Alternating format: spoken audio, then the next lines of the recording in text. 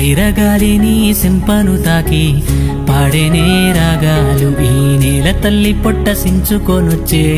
పంటసేల మురిపాలు మా గాని కురుల అంచు పచ్చంగా మారి మెరిసిపోవు అందాలు ఆ కొండ కోనలల్ల పొద్దు పొడవంగా కదిలేనంట పాదాలు ఉన్న ఊరిని కన్నవారిని ఇడిసిపెట్టాడన్నా కంటి పాపకను రెప్పవాలకుండా కాపుగాస్తాడన్నా